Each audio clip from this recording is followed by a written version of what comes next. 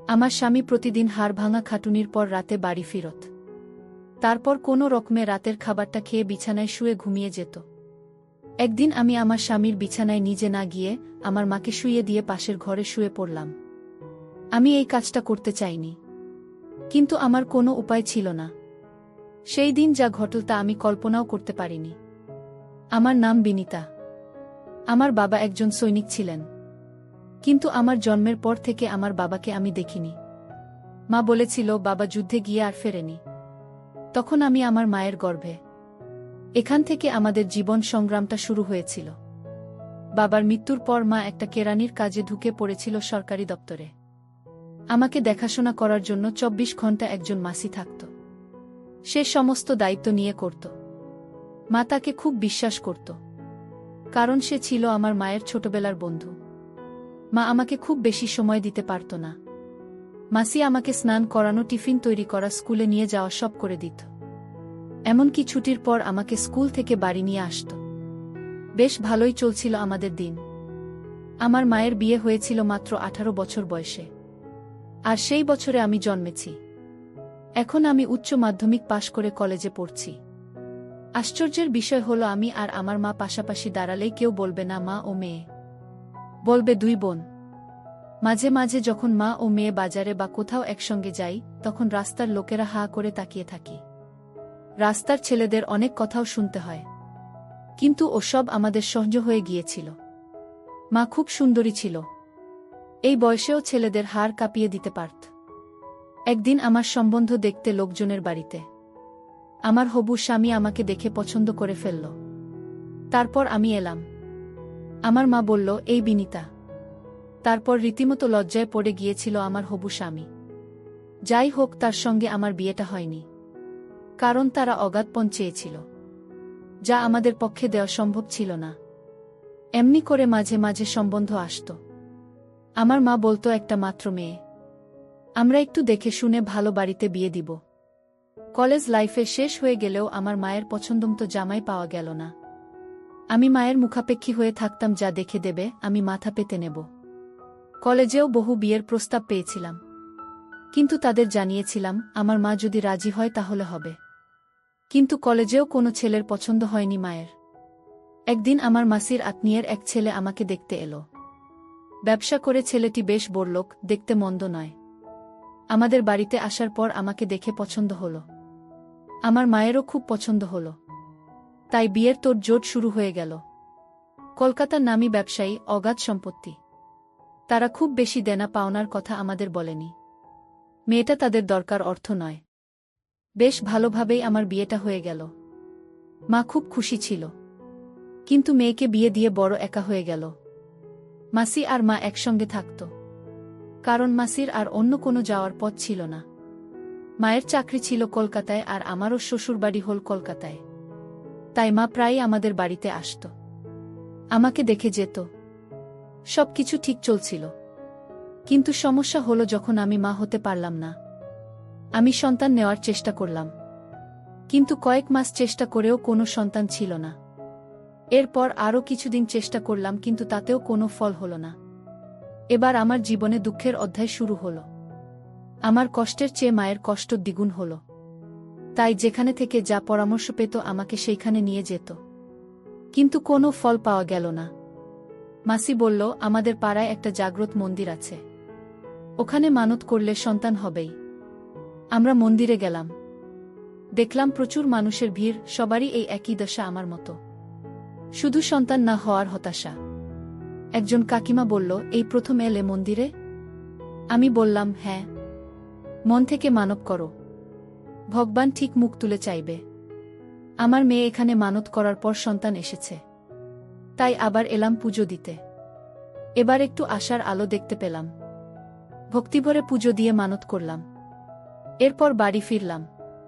তারপর শুরু হলো সন্তান নেওয়ার প্রক্রিয়া আবারও, কিন্তু ভগবান মুখ তুলে চাইল না।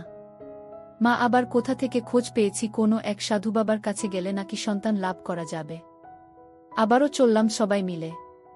গিয়ে দেখলাম এখানেও প্রচুর মানুষের ভিড়, সবাই একটা সন্তান পাওয়ার জন্য হাহুতাশ করে সাধু বাবার জন্য অপেক্ষা করে আছে।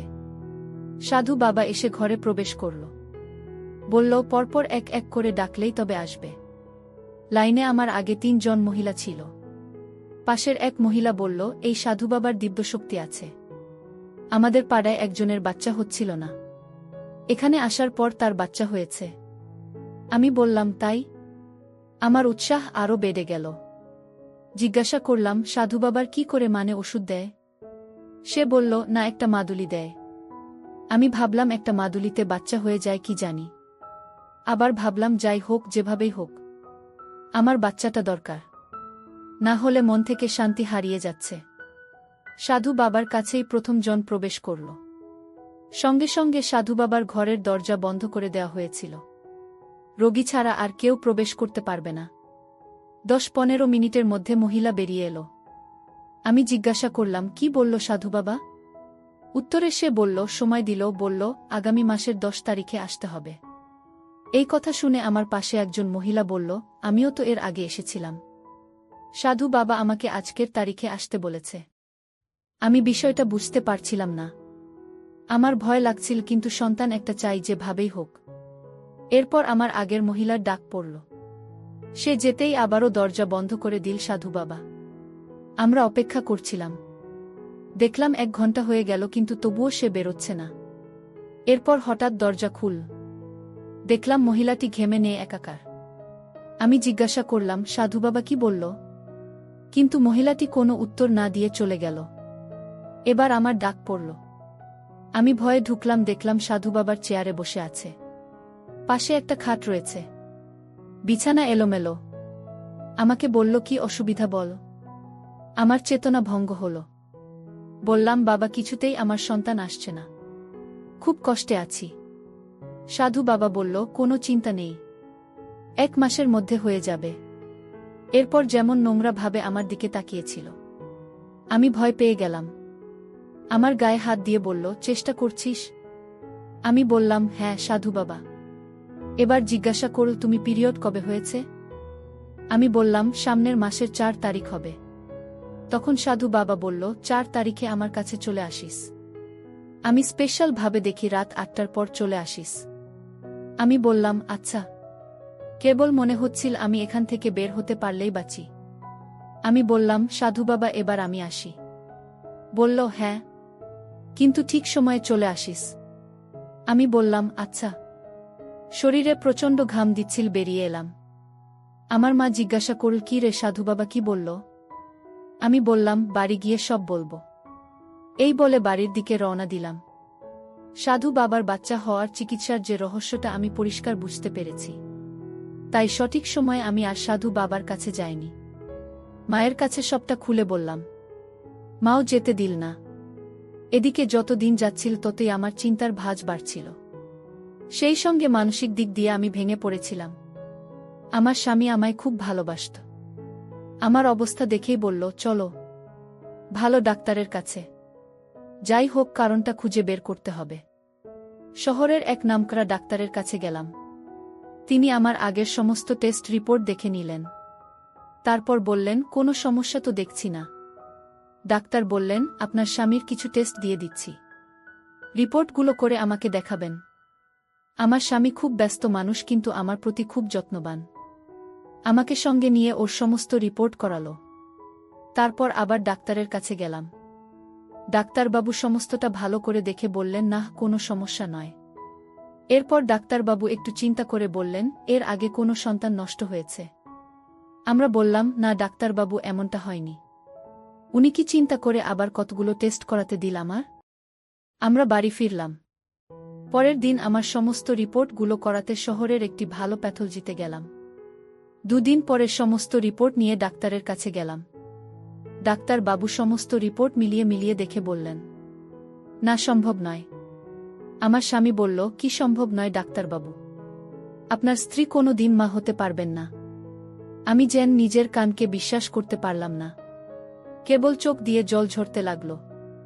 আমার স্বামী বলল, ডাক্তারবাবু, অন্য কোনো উপায়ে সম্ভব নয়। তখন ডাক্তারবাবু গম্ভীরভাবে বলল, সন্তান ধারণের জায়গাটা এত ছোট যে কারণে বাচ্চা আসছে না। তাহলে উপায় কি ডাক্তারবাবু? আমরা কি সারা জীবন সন্তানহীন হয়ে থাকব? কোনো উপায় নেই। ডাক্তারবাবু চিন্তা করে বললেন, হ্যাঁ, একটা উপায় আছে। খুব কঠিন কাজ। নিঃসন্তান থাকার চেয়ে যে কোনো কঠিন কাজ করতে রাজি। ডাক্তারবাবু বললেন, গর্ভ ভাড়া নিতে হবে। মানে বুঝলাম না ডাক্তারবাবু। আপনাদেরই সন্তান হবে, কিন্তু সেটা হবে অন্যের গর্ভে। পারবেন অ্যারেঞ্জ করতে? আমার স্বামী বলল, আমরা চেষ্টা করব। রাস্তা দিয়ে যেতে যেতে আমার স্বামী বলল, তুমি চিন্তা করো না বিনিতা, একটা ব্যবস্থা ঠিক হবে। আমি আর কিছু ভাবতে পারছিলাম না। আমার স্বামী বলল, বিনিতা, এই কথা যেন আমার মা বাবা জানতে না পারে। যা হবে আমাদের দুজনের মধ্যে থাকবে। কিন্তু দৃষ্টি আছে জানি না। তবে অজানা আশঙ্কায় আমি দিন দিন শেষ হয়ে যেতে লাগলাম। একদিন আমার মা আমাদের বাড়িতে এল। বলল, ডাক্তার দেখানোর পর কি হলো কিছু বলি না যে? আমি বললাম, কিছু হবে না। মা, মানে সব হবে? কি বলছে ডাক্তার? আমাকে বল। আমি বললাম, আমি কখনো মা হতে পারবো না। মা সমস্ত বিষয়টা শুনে চুপ করে রইল। বলল, একটা উপায় আছে। কি উপায় মা? তোর মাসি রাজি হবে। উত্তরে মা বলল, হ্যাঁ হবে, ও আমাকে না করতে পারবে না। আমি স্বামীকে বললাম, একটু মায়ের কাছে যাব। আমার স্বামী বলল, যাও। মায়ের কাছে এসে মাসিকে ডেকে সমস্তটা বললাম। দেখলাম মাসি কাঁদতে আরম্ভ করে দিয়েছে। আমি বললাম, মাসি তোমার মেয়ের জন্য এটা করতে পারবে না। মাসি বলল, তোর জন্য আমার জীবনটাও দিয়ে দিতে পারি, কিন্তু আমিও কোনো দিন মা হতে পারব না। সেই অবস্থা এখন আর নেই। তাহলে বল, কিভাবে তো সন্তান জন্ম দেব? একটা আশা ভরসা ছিল, তাও চলে গেল। আমার মা বলল, দেখি কাউকে চেষ্টা করে, যত টাকা লাগে দিব, কিন্তু আমার মেয়ের সন্তান চাই। ওদিকে আমার শ্বশুর শাশুড়ি আমার স্বামীকে চাপ দিতে লাগল দ্বিতীয় বিয়ে করার জন্য। আমার স্বামী কিছুতেই রাজি হল না। সে তার মাকে বলল, সারা জীবন নিঃসন্তান থাকতে হলে থাকব, কিন্তু দ্বিতীয় বিয়ে করব না। আমার শাশুড়ি বলল, আমার বংশ রক্ষা করতে হবে, আমার সন্তান চাই, এই আমি বলে রাখব। আমি 1 সপ্তাহ হয়ে গেলেও স্বামী ঘরে যায়নি। তখন আমার স্বামী চলে এল। বলল, চলো বিনিতা। আমি বললাম, আমি আর যাব না। আমার স্বামী বলল, তুমি না থাকলে আমি কিভাবে বাঁচব? চলো আমার সঙ্গে চলো, যাই হোক দুজনে এভাবেই বাঁচব। আমি বললাম, তুমি আজ এখানে থেকে যাও। মা বলল, হ্যাঁ বাবা, তুমি অনেক দিন হলো আমাদের এখানে আসনি, আজকে থেকে যাও বাবা। রাতে মাকে কেমন খুশি খুশি লাগছিল। হঠাৎ আমাদের ঘরে ঢুকল, বলল, আমি ঠিক করেছি তো সন্তানের জন্ম দিব। আমি বললাম, কি বলছো মা? হ্যাঁ, আমি ডাক্তারের সঙ্গে পরামর্শ করে এসেছি, আমি তোদের সন্তান ধারণ করব। আমি বললাম, আমার শ্বশুর শাশুড়ি যেন না জানে। আমার স্বামী বলল, না না, এই বয়সে মায়ের কিছু হয়ে গেলে আমি অন্য ব্যবস্থা করছি। কিন্তু অন্য ব্যবস্থা হয়ে উঠল না। ওদিকে আমার শাশুড়ি আমার স্বামীকে বলল, তাড়াতাড়ি চলে আয় বাড়িতে, তো দ্বিতীয় বিয়ের বন্দোবস্ত করছি। আমার স্বামী বলল, মা, ওদেরকে না বলে দাও, তোমার বৌমা মা হতে চলেছে। আমার শাশুড়ি শুনে খুশি হয়ে বলল, খুব ভালো খবর বাবা, আমি খুব খুশি হয়েছি। আমি অবাক হয়ে আমার স্বামীর দিকে তাকিয়ে বললাম, কেন এত বড় মিথ্যে কথা বললে? এছাড়া কোনো উপায় ছিল না বিনিতা। বলল আমার স্বামী, কিন্তু আমি সন্তান কোথায় পাব? দত্তক নেব আমার স্বামী বলল। আমি বললাম, দত্তক নিলে তো সেটা আমাদের সন্তান হবে না, পরে সব জানাজানি হয়ে যাবে, তখন বিপদের শেষ থাকবে না। কি করব ভেবে পাচ্ছিলাম না। মা বলল, আমি একটা বন্দোবস্ত করেছি, আমি যা বলবো ওরা সেটা মেনে নিবি। কি করবে মা? এখনো পর্যন্ত কেউ করেনি। আমি ভাবলাম মা আবার কি না কি করে বসবে। বললাম, থাক, তোমাকে কিছু করতে হবে না। কিন্তু মা শুনল না। ওই দিন সারাদিন ধরে বৃষ্টি চলছিল। আমার স্বামী কাজ থেকে ফিরেছে। রাতে খাওয়া দাওয়ার পর শুতে যাব। মা বলল, আজকে তো স্বামীর ঘরে তুই থাকবি না। প্রিয় বন্ধুরা, ভিডিও মাঝখানে একটা কথা বলতে চাই। আমি তোমাদের আনন্দ দেওয়ার জন্য খুব কষ্ট করে ভিডিও বানাই, তাই তোমাদের কাছে অনুরোধ থাকবে অবশ্যই এই ভিডিওটি দেখে একটি লাইক করবে এবং জোনাকি ব্লগ চ্যানেলটি সাবস্ক্রাইব করে পাশে থাকবেন। মানে আমি অবাক হয়ে জিজ্ঞেস করলাম। আমার মা বলল, হ্যাঁ আমি জানি আমি পাপ করেছি, তবে তা আমার মেয়ের সুখের জন্য, আমার মেয়ের সংসার বাঁচানোর জন্য। আমি বললাম, কি বলছো মা? মা বলল, আর কথা বাড়াবি না। আমি যা বলছি তাই শোন। আমাকে তোর স্বামীর ঘরে দিয়ে আয়। কিন্তু মা, যদি আমার স্বামী জানতে পারে? না, সে জানতে পারবে না। এরপর অনিচ্ছা সত্ত্বেও আমার মাকে আমার স্বামীর ঘরে দিয়ে আসলাম। তারপর যা প্রয়োজন, যা কিছু করার সব ঠিকঠাক করল। মা 1 মাস না যেতেই মা গর্ভবতী হল। আমিও নকল গর্ভবতী সাজলাম। সেটা কেবলমাত্র আমার মা জানত। আমার স্বামী এরপর নিজের বাড়ি চলে গিয়েছিল, কিন্তু সব সময় খোঁজ রাখত। সঠিক সময়েই আমার মা এক পুত্র সন্তান জন্ম দিল। আমার স্বামী আমাদের ছল চাতুরি কিছুই বুঝতে পারল না। শুধু এটুকু জেনেই ছিল আমি গর্ভবতী।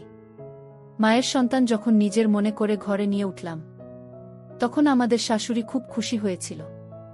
শুধু আসল খবরটা কেউ জানল না।